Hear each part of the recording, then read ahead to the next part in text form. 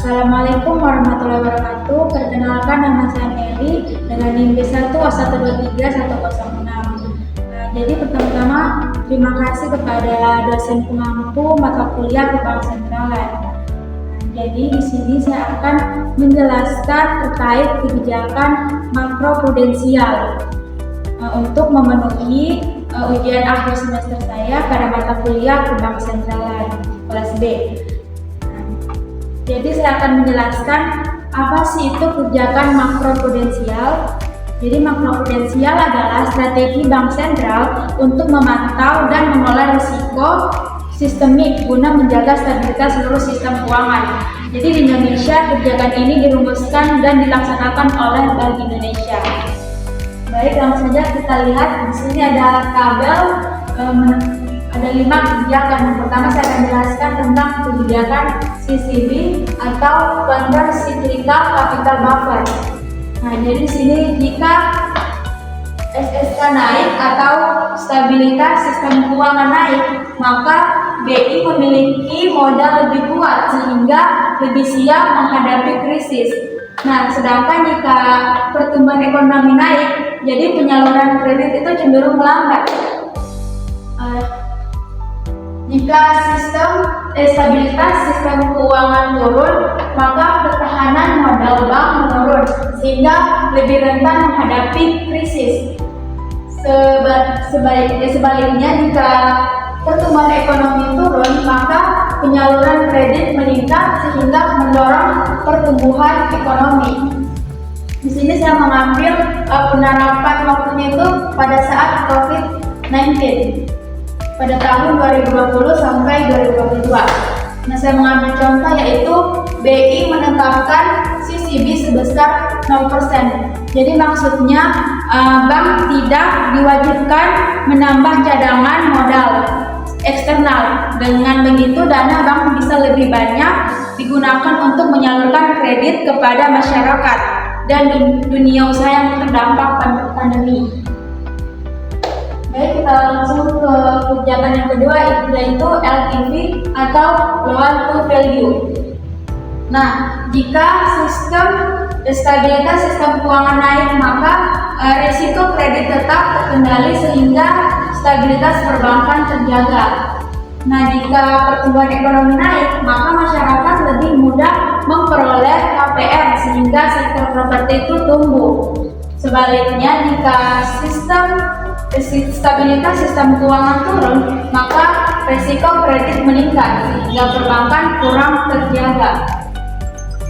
Nah, jika pertumbuhan ekonomi turun, maka permintaan KPR itu dan aktivitas sektor properti jadi menurun. Nah, di sini pada tahun 2020 sampai 2022 pada COVID-19, saya mengambil penerapan waktunya yaitu pada COVID-19.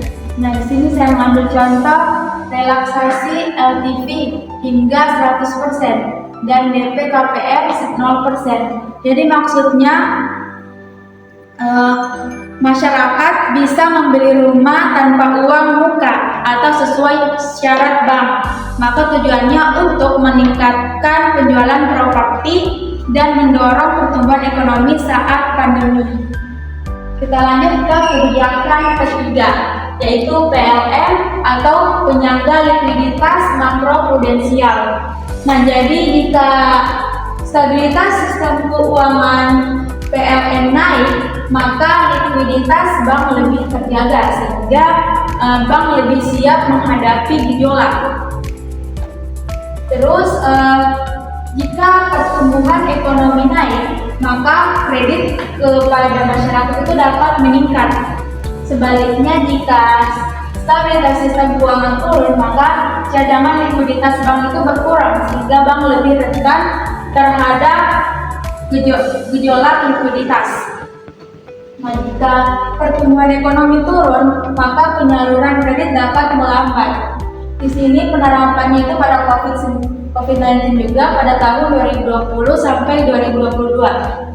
Saya mengambil contoh yaitu pelonggaran PLM atau penyangga likuiditas makroprudensial. Jadi maksudnya dari contoh pelonggaran PLN yaitu bank tidak perlu menyimpan terlalu banyak dana, sehingga dana tersebut dapat digunakan untuk memberikan kredit kepada masyarakat dan pelaku usaha. A few moments later. Selanjutnya, kebijakan keempat yaitu RIM atau rasio intermediasi makroprudensial. Jadi, jika stabilitas sistem keuangan naik, maka fungsi intermediasi bank itu lebih sehat dan terjaga. Dan jika pertumbuhan ekonomi naik, maka penyaluran kredit lebih optimal. Sedangkan jika SSK naik, maka fungsi intermediasi bank itu kurang optimal sehingga stabilitas sistem keuangan menurun. Dan jika pertumbuhan ekonomi turun juga, maka kredit yang disalurkan bank berkurang sehingga pertumbuhan ekonomi itu akan melambat. Di sini saya mengambil penerapan waktunya itu pada saat COVID-19 pada tahun 2020 sampai 2022. Contohnya relaksasi RIM. Jadi maksudnya relaksasi RIM yaitu BI memberikan kelonggaran kepada bank agar tidak terlalu terbebani target rasio kredit tertentu selama pandemi, sehingga bank dapat lebih fleksibel dalam mengelola dana dan kredit. Selanjutnya pada kebijakan kelima yaitu PLJP atau pinjaman likuiditas jangka pendek. Nah, jika stabilitas sistem keuangan naik, maka bank yang mengalami kesulitan itu tetap mampu beroperasi dan menghadapi krisis. Dan jika pertumbuhan ekonomi naik, maka aktivitas ekonomi tetap berjalan karena kredit tidak terganggu. Sebaliknya, jika SSK turun, maka bank yang mengalami kesulitan likuiditas lebih rentan mengalami gangguan operasional. Dan jika pertumbuhan ekonomi turun, maka penyaluran kredit dan aktivitas ekonomi itu dapat terganggu. Nah, penerapannya itu pada COVID-19 juga pada tahun 2020 sampai 2022. Di sini contohnya BI memberikan pinjaman likuiditas jangka pendek. Jadi maksudnya jika ada bank yang kekurangan dana sementara karena banyak nasabah, bank menarik simpanannya dan BI dapat memberikan pinjaman jangka pendek agar bank tetap beroperasi normal dan tidak menimbulkan kepanikan. Nah, setelah saya menjelaskan 5 kebijakan tadi, maka saya menarik kesimpulan. Jadi saat COVID-19 pada tahun 2020 sampai 2022, hampir semua kebijakan makroprudensial BI diarahkan untuk yaitu yang pertama, menjaga stabilitas sistem keuangan atau SSK.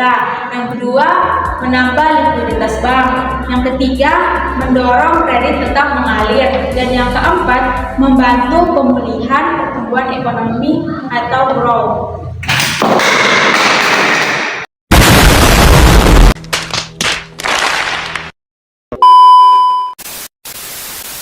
Jadi itu saja penjelasan dari saya, lebih dan kurangnya mohon dimaafkan. Wabillahi taufiq wal hidayah. Wassalamualaikum warahmatullahi wabarakatuh.